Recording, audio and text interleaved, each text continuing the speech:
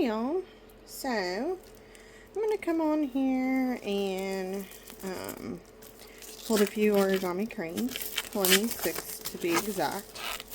Today is the 2-year anniversary of the passing of my mom, and so I just feel like this is a great way to honor her, is to sit down and fold some cranes, since that was so important to her in her journey. So, and I've done a video like this at her 1 year, so I just figured why not come and do one for 2 years, because it also brings me a lot of peace. So this packet my husband actually picked up in Japan, so extra special there too. I'm gonna do 26 cranes. I don't know how many sheets are in here, so we'll see. These are 6-inch squares, which is great for beginners to definitely do 6-inch squares. I think those are fantastic. However, I do better with 3-inch squares. So I'm going to end up cutting this. And I know there's the ring light is shining kind of bright, but I don't think there's a way around it so that you can get the detail. But we're not going to be always on that part. So anyway, this does give you a key in it, but I'm going to go through it and we'll explain it. Oh, this paper is so nice, y'all. Oh my goodness. I love this one. So we're going to do that one. I love that one. 3, 4, 5, 6, 7, 8, 9, 10, 11, 12. Yeah, there's 12 patterns, and then it repeats. And then they are reversible, which is also sweet. So, since I prefer the 6-inch, I'm going to cut these. Excuse me.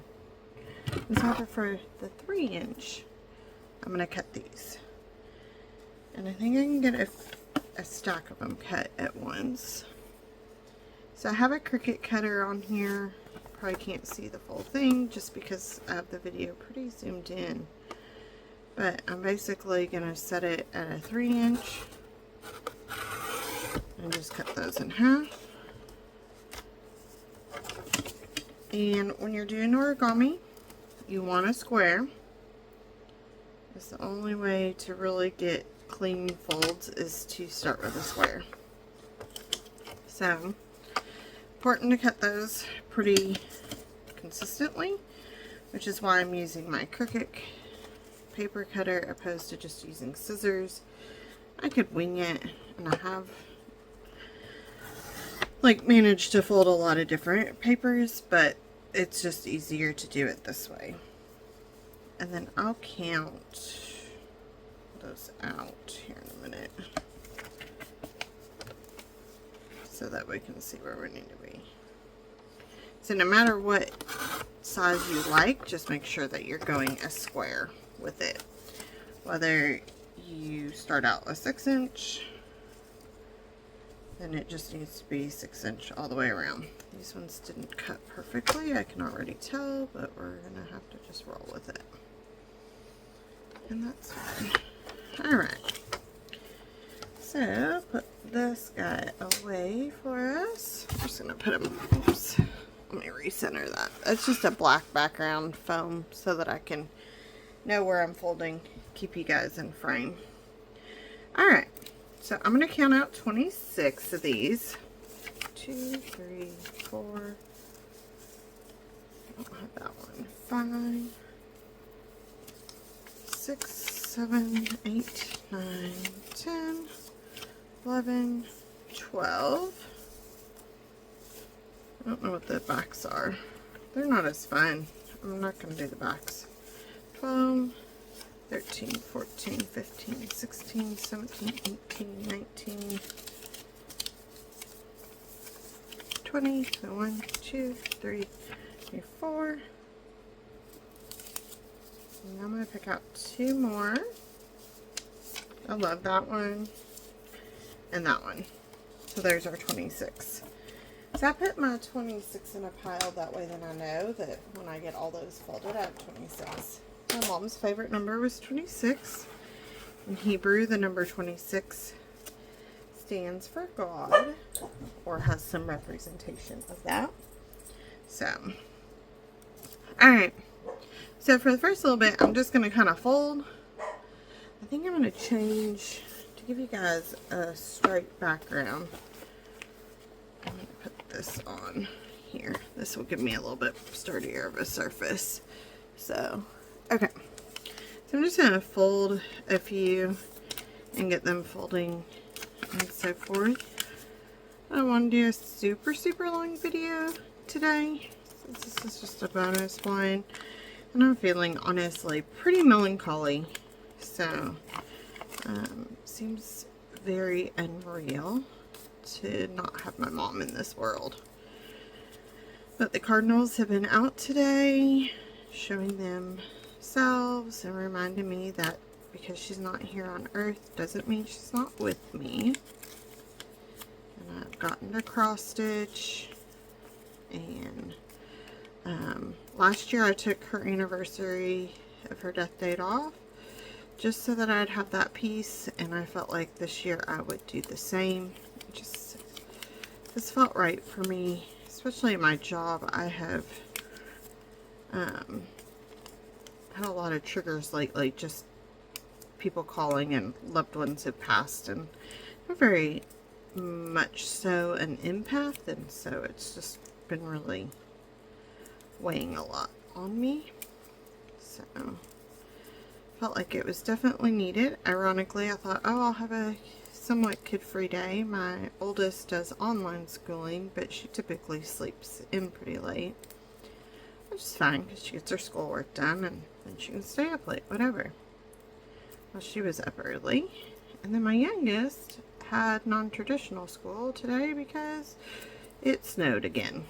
So much for this mama just to have a minute to, I feel like, breathe, but for the most part they've been pretty good, we'll say.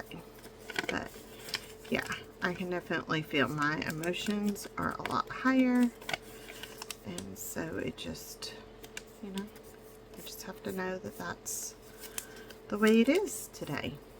And I know they say time heals pain and it will get easier, and I know that it will over time, and I think it definitely probably has gotten easier day by day, but it doesn't mean that that feeling of emptiness and sadness is not there, because it still very much is. And when my kids get all up and I feel like I have my own anger spell with them and frustration that they're not behaving, who do we want to call our mom but to get some mom advice? And they don't have that, and that's very hard. So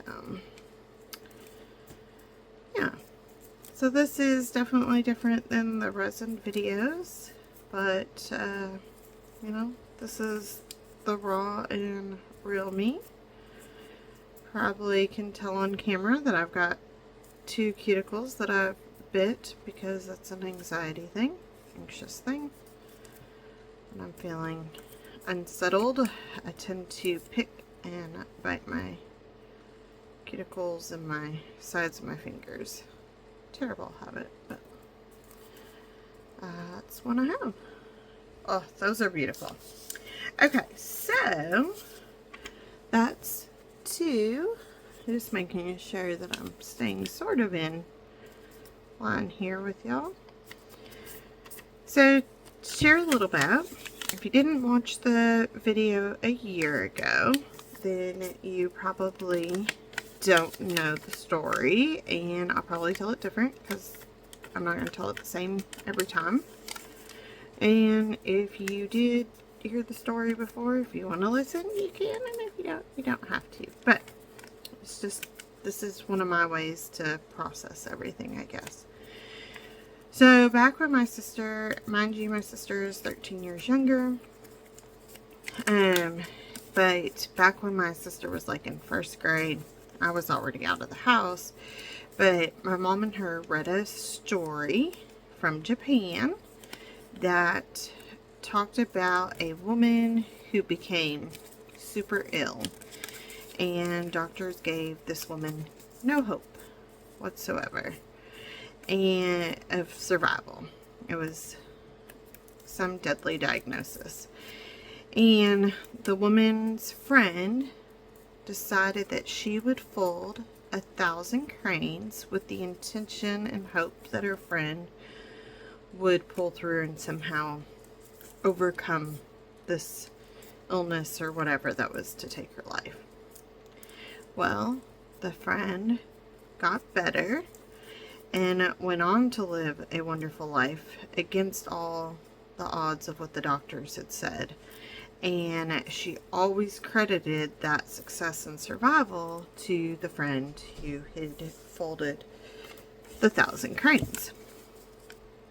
So, my mom, back in 2015, right around her birthday in April, also a little over a month after my youngest was born, was diagnosed with a brain tumor. And it was golf ball size, so very, very big. In speaking of, like, tumors, pretty decent size, golf ball size. So, serendipity kind of situation, if you can call that, in the horrible situation of her being diagnosed, is that many years prior to that, my grandma had met a couple on a cruise, and the man worked, I think he still works there, at the National Institute,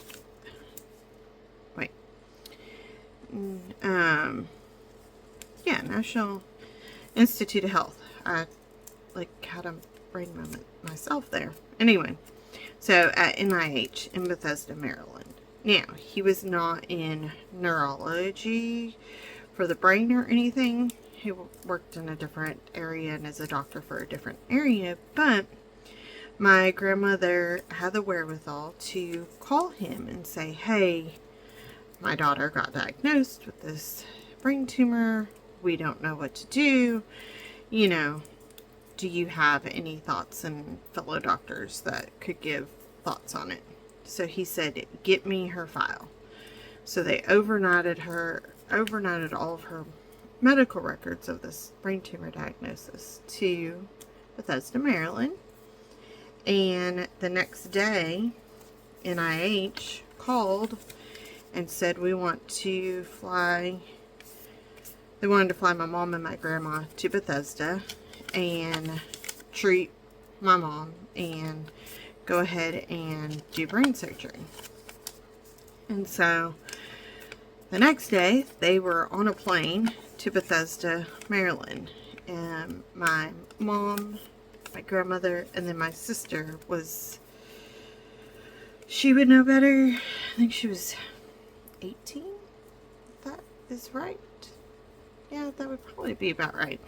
She was just getting ready to go off to college. So she was 17, 18 when this happens. My dad at this point, our dad and my mom were already going through a divorce when our mom got diagnosed.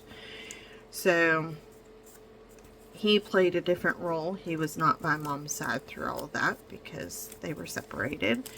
But he, at the time, my mom was living in Montana, and she was in the process of getting ready to move to Colorado, where my grandparents lived. And so my dad actually packed up all my mom's belongings and drove those belongings to Colorado for my mom. Met my grandpa in Colorado with her belongings, all while mom and my sister and grandmother are in Bethesda. A week after mom got there, they did surgery, and it's a wild, I almost said open brain surgery, which obviously it is open brain. Your brain is open. But it's an awake brain surgery, which is just bizarre even to this day for me to say that. So basically, she would be awake through the entire process of it, and they would talk to her, and that's how they knew where to like stop their cutting and so forth. She remembers it was a really long surgery. I want to say it was 8 to 10 hours, but honestly, it was all a freaking blur for me. I had newborn at home, 4.5-year-old, and I lived in Nevada, so I couldn't be there and be by her side, and it was just craziness, right? Craziness. Oh, and I missed a step, so not on this, and I apologize. Of course, the dogs, they've been good for hours, and then I get on to do a tutorial. It's like children, you know. But in their defense, I think a package is arriving, so they're fussing over the delivery person, walking, I'm sure, up to the door. So they'll chill in a minute. But anyway, maybe it's not so bad because I do have you on my headset, so maybe it's not picking up as much of that background noise, but I don't know. So, anywho, so when Mom got diagnosed with the brain tumor, that's the stuff I forgot to say, is when she got diagnosed with the brain tumor, she remembered the story that her and my sister had read when my sister was in 1st grade about the Japanese cranes and the folding of 1,000 cranes. So she put out a request to all family and friends to please fold cranes. And she wanted us to get to 1,000 between everybody. So I rallied troops and said, watch YouTube videos. I had never folded a crane in my life. So I watched YouTube videos. I must have watched this one like 1,000 times, literally, to get it down. I was using all kinds of paper, not origami paper. It was awful at times. I would say if you're learning, definitely use origami paper, but it's really hard to find origami paper, and it was really expensive, and all of our finances were, I mean, my husband and I lived pretty much paycheck to paycheck as is at that time, and then anything extra we were trying to help out the family and Mom's care. So, you know, anywho, whole different story. You have all that financial aspect too, because then Mom wasn't able to work and all that. So anywho, so Mom was like, I want you to do 1,000 cranes. Cool. We rally the troops and we start. And then she had her surgery. Like I said, it was probably 8-10 hour surgery, really long. But she remembers them telling, she looked at the person who, I think it was a woman that sat with her through the process and had her do like odd things. She would say at times it was like, recite your ABCs, count to 25, lift your left leg, wiggle your right toe, things of that nature. And then just talk with her and converse with her. But at one point, my mom remembered looking at this nurse and saying, I'm done. I'm done. No more. And that was the signal to the doctors that, yep, she's done. We won't do any more. And so they put her back under fully and then wrapped up, because they knew that that was as far as it should go. So it's just really interesting how they're able to do that. So then there was a lot of setbacks. She ended up contracting C. diff, and that caused a lot of issues and problems, and my poor grandmother and sister had to move hotels and apartments several times throughout this. It was just a whole process, of course. And so which is another reason why it's all kind of a blur to me, because we were just as a family trying to coordinate and rally, and a lot of us were not there because none of us lived in Bethesda, Maryland, you know. So anywho, so then she was supposed to fly home. They were supposed to all fly home one day and fly back to Colorado. I say home. They were going to Colorado. or fly to Denver, and then the following day they would make the 4.5 hour trek to my grandparents' house. I knew something was wrong when I didn't get the call that they were at the airport, or the text that they were there, and I started to panic. And it wasn't my first panic, to be honest with you, because the day Mom got diagnosed with the brain tumor, I didn't hear from her after her doctor's appointment, and I knew something was royally wrong, and she wasn't answering her phone, and I couldn't get a hold of anybody, and I started having pretty much like a panic attack. And the only thing that really kept me on it was I had a newborn and a 4.5-year-old that I had to take care of. So I couldn't have a full breakdown. But then finally my mom called me and she told me she was diagnosed with a brain tumor. She really wanted to wait till my husband was home, and she tried to get him home soon, or than he was supposed to be, and he was trying to, but I was such a bundle of nerves and couldn't stop calling and kind of freaking out. So she ended up telling me before he got home, and then I called him in the front yard. I remember I was in the front yard with the kids because I was like, they need some time, and our front yard was the only part that had grass because we lived in Nevada. And I was just like, I called my husband and I said, you gotta come home. I just can't do this. But anyway, I'm backtracking. I guess that's how grief works, right? You sometimes just ping pong around. So anywho, they hadn't said they were at the airport, and so I knew something was wrong. And so my mom called and she said, we just met with radiology and we're not going to fly out today. We're going to stay here and we're going to do 6 weeks of chemo and radiation. I have a glioblastoma brain tumor. The tumor was glioblastoma, is what it came back from radiology. They've given me 6 to 12 months with the extensive treatment, or not to treat it, and I've got 2 to 3 months. That phone call was absolutely devastating, for sure. Just awful.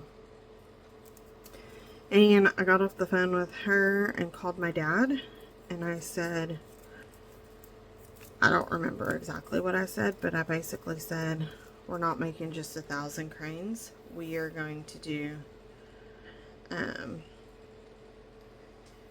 we're going to do 10,000. Of course, I wasn't really thinking what that per se entails. 10,000.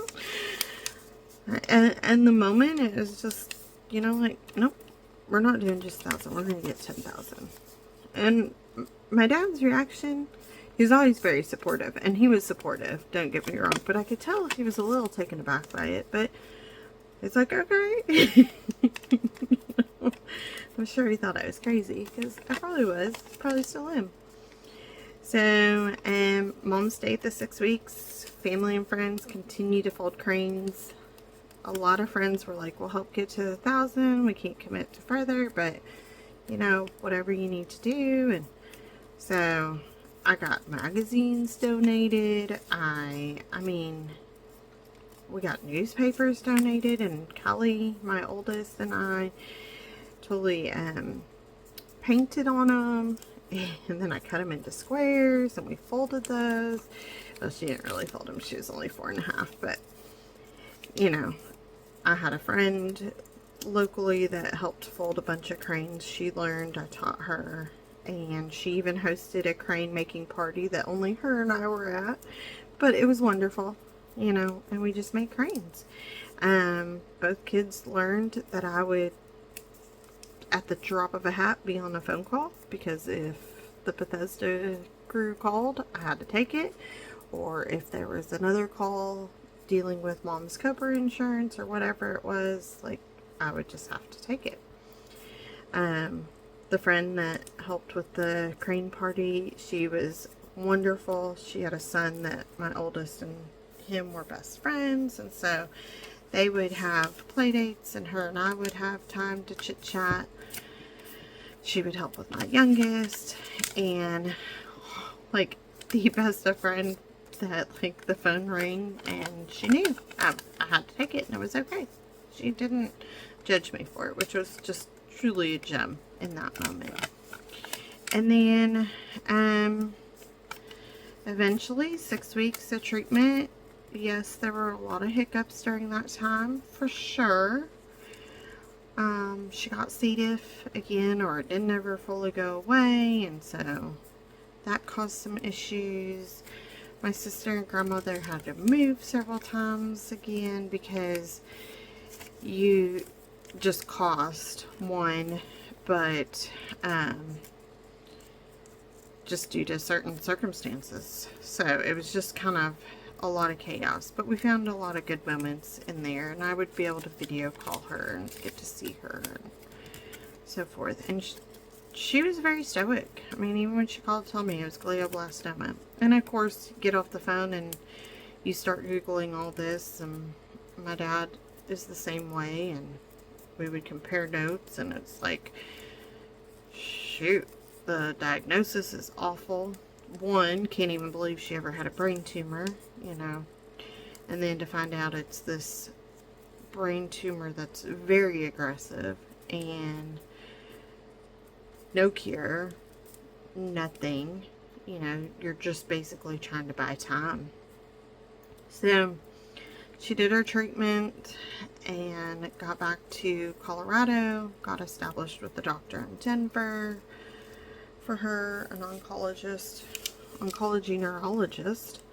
And then my family was able to travel to Colorado and spend about a week with her and my sister and get to see some of the other family.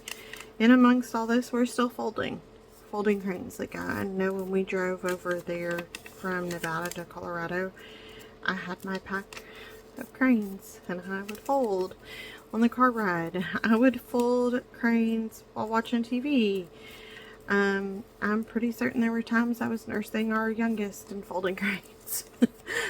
At first I had to be at a table and I struggled, but honestly, when you folded so many, you've seen me, I could do this in my sleep.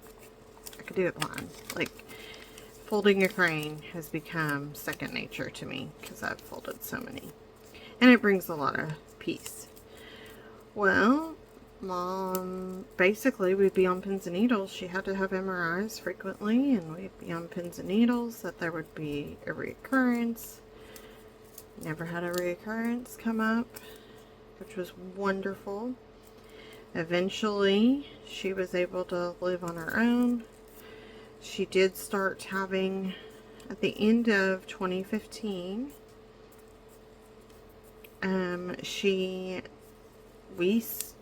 my family and I were in the transition to move to Kentucky.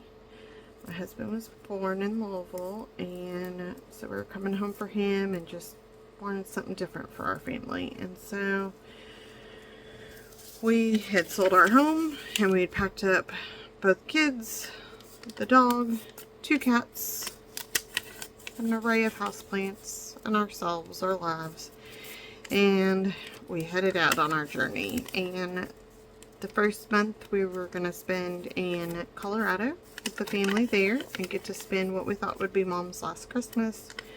And I wanted my children to be around for that and experience that. Even if they didn't remember it, at least we'd have pictures and things like that. And at that time, Mom was living on her own.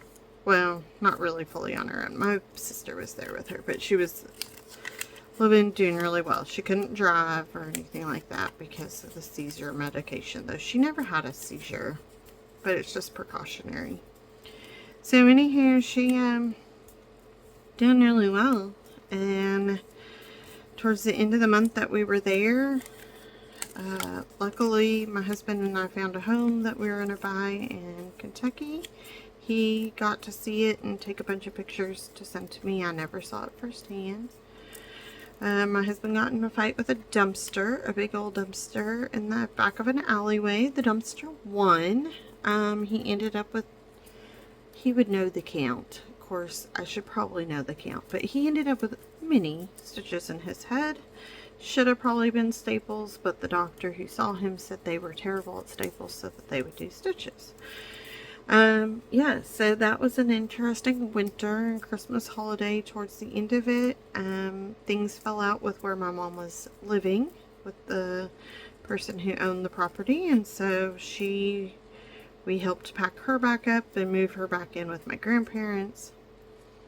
And my sister began to make her plans to go to college, because like I said before all this happened, she was at that point of going to college. So yeah, all lives were definitely upheavaled for sure.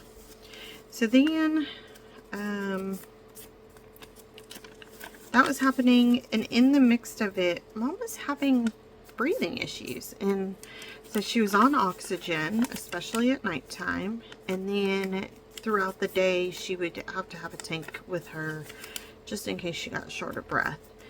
And it was becoming more of an issue, and she was on a chemo drug that you take orally. You take it 5 days and then you're off for, I don't remember the exact math, so don't quote me, but it was like you take it for 5 days, off for 28 or something like that. She started breaking out in hives from it, so they determined that she had developed some sort of allergy to it. So couldn't do that anymore, but they felt like she had been taking it long enough that it was probably okay for her to... I just sent some kind of link to my husband. I was trying to respond to him on my phone, or my watch, since I'm recording. Yeah, who knows what I just sent him. But anyway, so yeah, they felt like she had been on it long enough. She's supposed to be on it for a year, but I think we were like, by that point, about close to 10 months in. Maybe not quite, maybe it was 8 months in. So they felt like 6 months, you wanted to make it to the 6 months, and it wasn't really proven effective after 6 months, but they would have you do it for a year. Kind of one of those weird things that they don't really know what they're fully doing, because, you know, it's all new and experimental, really. So they said the best thing for her would be is to get to lower elevation. Colorado is not the place to be when you need lower elevation, just saying. So here in Kentucky we're at about a few hundred above sea level, so pretty perfect. So we said, you know what, we have this room over the garage, why don't we move you to Kentucky? She's like, I never saw myself in Kentucky. I said, I know, but your grandkids will be there, I'll be there, like, you'll be closer to Maine where my sister's going to college, like, why not? Okay. So my husband and I moved our little family here while she stayed with my grandparents, and then that spring she moved in and she lived with us for about a year, which definitely had its challenges. If you've ever had to have a parent move in or an in-law move in, it definitely can pose some challenges, so it definitely strained some things, but we made it work. In that time she was still doing really good, still having MRIs periodically and all clear. And so she was working part-time for a long time, and we finally decided, okay, let's find her a place. So we were able to secure her a little mobile home that was like a little 2-bedroom, so it was perfect for her, so that she could have her room and then a space for my sister to come home to. And she lived on her own and worked and drove because she was no longer on medication that prevented that, and she's doing wonderful, really against all odds. Then she was living with us when we hit the 1-year anniversary of the diagnosis. And from there, sorry, I'm just counting out 5 so that I can show you guys how to make them. I just didn't want to lose track. So She was living with us when we hit the 1-year anniversary, and by 1-year anniversary, my sister, a lot for my sister helping, but I was there. My sister really helped Mom fold the 10,000th crane. So we hit 10,000 cranes, and Mom folded that 10,000th one. I don't say that 10 times fast because that was really hard to get out. So, and a lot of it came from my sister and I, just dedicated to just keep folding. We had a few stragglers come in and like help out here and there, but really it was my sister and I that just kept going. Every MRI, I took crane paper with me. Every doctor appointment, I took crane paper with me. My goal was to always fold at least in the increment of 26. I, a lot of times at a doctor's appointment, would get 52 folded, 52 cranes. And so that adds up when you have lots of doctor's appointments. MRIs typically took 45 minutes to an hour. So you're sitting in the waiting room. My mom had phenomenal doctors along the way, between the NIH team, which I never have met, to her Denver team, to her Kentucky team. And I never met the Denver team, but I met the Kentucky team, and I was helped manage that while she was here. And actually one of her doctors that she connected a ton with while being here in Kentucky is now at NIH, which is really phenomenal. So just kind of a full circle special thing. So you know, adding all those up, we made it to 10,000 cranes. Mom continued to thrive for a really long time. And we were down to scans every 6 months. And that was fantastic. And then things started to not be so fantastic. And we started to see some things, and we couldn't figure out what was going on because her scan was clear of a tumor. And she would have these falls, just very random falls. And couldn't figure it out. Like one minute she'd be standing and the next minute she's down. And many times it was, you know, reasons like, okay, she stepped off the curb funny, or it was a hill there, or she got up too fast maybe, or there were boxes in the way, or something along that story. But we didn't connect the dots until later. But she would tell my grandma about one fall, and then she would tell my sister about another fall, and then she might tell me about a fall or two. And so she was having a fall about once a day, and we didn't realize it until it was later. So until down the path that we realized, oh, that she's having multiple falls, and not just like 1 or 2 a week or a month. So eventually she ended up driving herself to the emergency room, which is really funny, because she could have called me, but she's so independent. She didn't. And she basically, I'm sorry, my daughter is having a breakdown, so I'm going to pause this and I will be back. I need to go handle that situation. Okay guys, I'm back. Sorry about that. Anywho, where was I? This is Real Moms.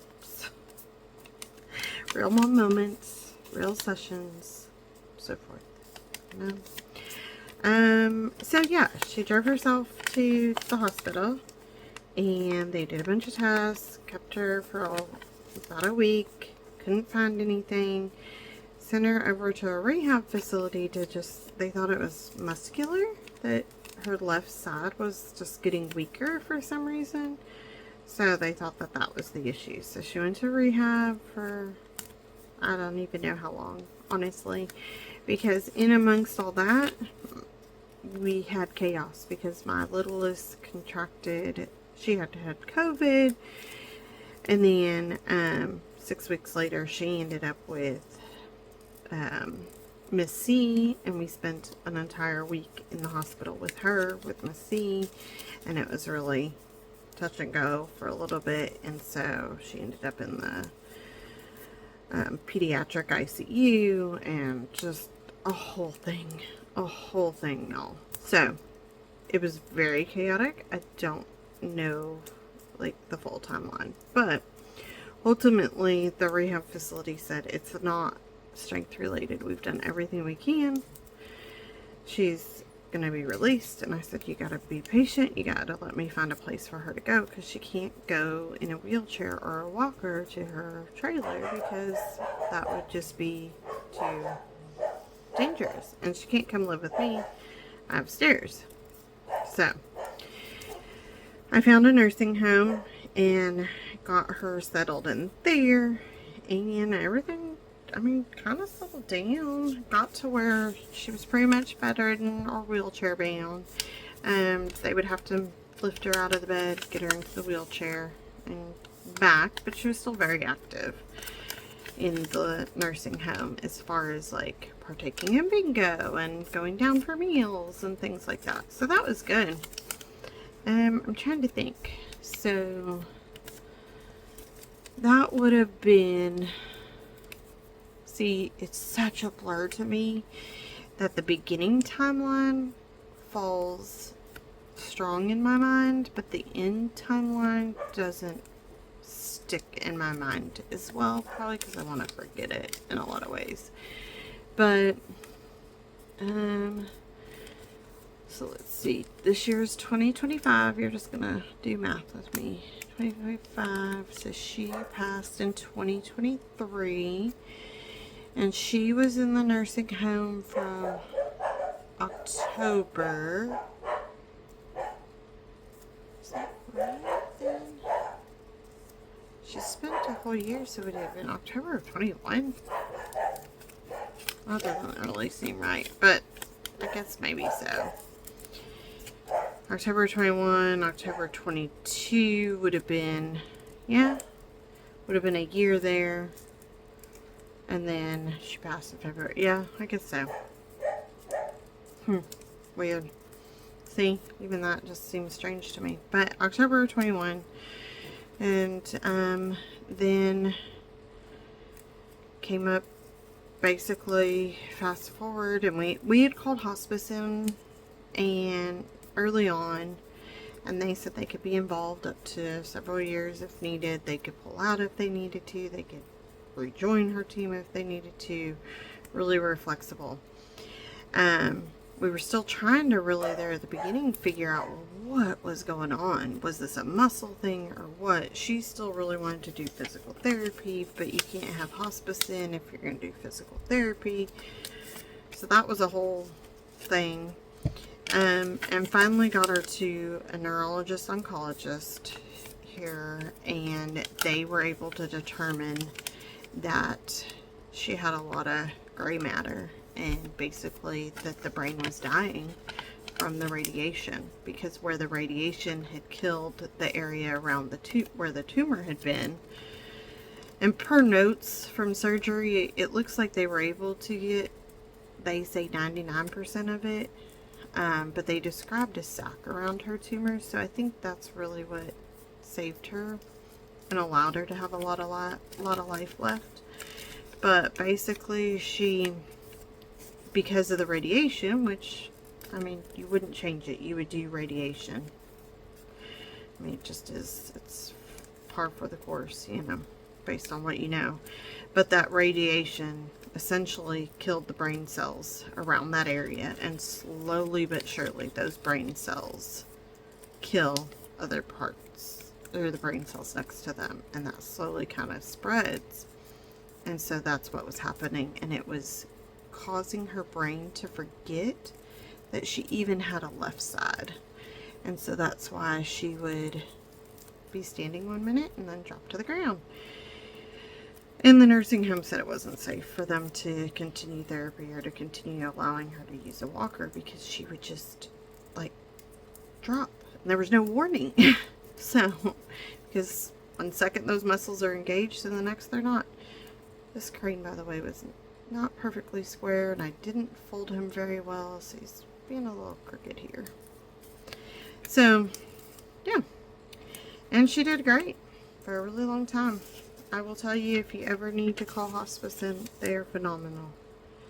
If you have to ask for a new nurse, ask for a new social worker, chaplain, volunteer, whatever it is that maybe you're not jiving with them, but ask, because they can reassign that case and find the right match for you and your family. And you get therapy, family gets therapy for 13 months after the passing. I was able to start therapy prior to her passing, which I think really helped. I don't want to discuss the end of her life. It's not who she was. I feel like I've already discussed her journey, and, you know, she lived from 2015 to 2023. She lived almost 8 years with this tumor, and that is extraordinary. My sister and I made a conscious effort. We did not put it in her obituary or her eulogy. My sister ironically is calling me, so I'm gonna pause, y'all. Okay, sorry about that again, guys. I'm gonna have 3 videos merged together, essentially. So, my sister called, and given the day and everything, I wanted to chat with her a little bit. So, what I was saying, which we were, ironically, I was talking about her when she called. What I was saying is that we were very conscious to not put that Mom lost her battle to cancer, because truthfully, she won and thrived with that. Truly just, she took everything with stride, even being put in the nursing home. She's like, I'm going to make everybody smile in here. She just was always taking it with a smile, and that was just phenomenal. So this is crane number 21, and I'm going to show you how to fold them now. If you want to watch the remaining 5, I'll teach the lesson. Making sure they have, okay. So whatever side you want to be on the outside is going to get folded corner to corner in. So you're going to fold corner to corner. This is clearly not a perfect square because we've got a funky thing. I'll work around it. And fold, do corner to corner. And you want to kind of press this down pretty good so that your seams are good. Then we're going to go end to end with our pretty side out. Same thing, end to end. And then we're going to make what's called, in the origami world, a water bomb. Why they call it that, I don't know. But you end up like this. This is our open flaps. So we're going to take one, fold it to the center, take the other side, fold it to the center, fold our top over, and we're going to open up this side of the wings. So just opening it up, and then you're catching it where you've already made creases, so it makes it lay pretty nice and good. So flip it over, do the same thing, fold to the center, fold to the center, fold our triangle down, open up our wings, and just making sure our creases go, and then we're going to fold our legs in half. Well, they're not really legs, it's going to be its tail and its head. And you fold them up and back to make this come into the center. I'll go slower here in a minute. And then fold to the center, fold to the center, up, fold backwards up, and then you can open this up and fold it up. And then based on whichever end doesn't come out maybe as nice, that's the side that I fold down for the beak. And then we fold our wings down. And there you go. And if you want to mail them, you just fold them up like this. And then when they get to wherever they're going, the person just unfolds their wings, and there they go. Okay. Pretty side in. Corner. I don't know why this stack didn't end up perfectly square, but it worked out. To corner. Now, pretty side out, end to end, create our water ball. So that's just taking this and pushing it together and laying these flat. And your open end here, and we're going to fold this to the center, fold this to the center, fold our triangle down to open up our wing, open up our wing, flip, fold to center, fold to center, fold triangle part up, and then open up our wing. Now that we have both wings open, we will fold to center again. If you have to, just flip it over to do that side, but I just usually can do it from this way. And then I flip it so that I'm going the same direction here. It just is easier for me. And then I fold that one back. And then this is where you fold it up and up. And then you open it up. And you basically bring it so that it folds back in on itself and goes pretty. This is going to be the beak side, I can already tell. So I fold my beak down, up, fold up, open it up, and there's our tail. Fold our wings down. Look how pretty. I love this paper, by the way. So pretty. Alright, pretty side in, corner. And trust me, the first 1,000 times I folded, I watched that video so many times and I would pause it, replay it, so I get it. If you can get the water bomb down, that's a good step. So there's our water bomb. This side is the side that opens, so fold in half, fold in half. Fold that over and open up our wing. Sometimes it doesn't always want to lay perfectly, so you just nice and gentle because it is paper. You don't want to rip it. And then open up our wing. There we go. Now back to the center, push to the back. Flip, fold to the center, push to the back, fold up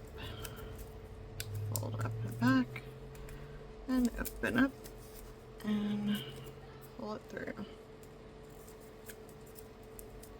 And again. And this side will become our beak because he came a little funky. So we fold down our beak and then open our wings. Oh, look how pretty. So pretty. Two more. Pretty side. Fold in, corner to corner. Pretty side. Whoops. Pretty side out. Fold end to end. Make our water bomb. The open side. So pick up a flap, go to the center, go to the center, and fold our little triangle down. And open our wing. And flip and create our ring over here by center to center. Triangle down, open up that wing, and then side in, side back, and it's just in half, so you're basically just working with that split there. And you'll find your way to fold if this is something you get into. It's really fun. If you have a friend who's not feeling well, send them some cranes. You just need a break make some cranes. This is going to be the beak side. I can already tell this will be a nice big detail. I've made enough that I just kind of know when I'm going. Alright, one more, y'all. Pretty side in, end, not end to end, corner to corner. And then end to end.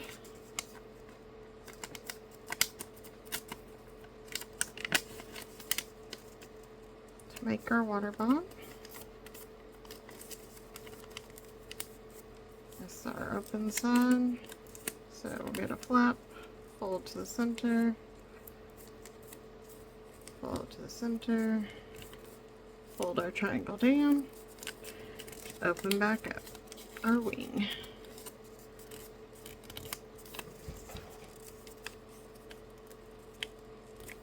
And then center to the center, fold flap down, open our wing.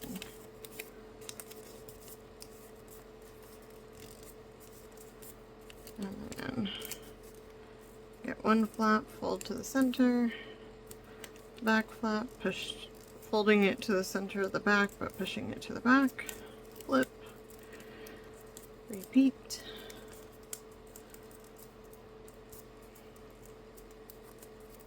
And then folding that to get that so that we can open up there. And then same thing over here.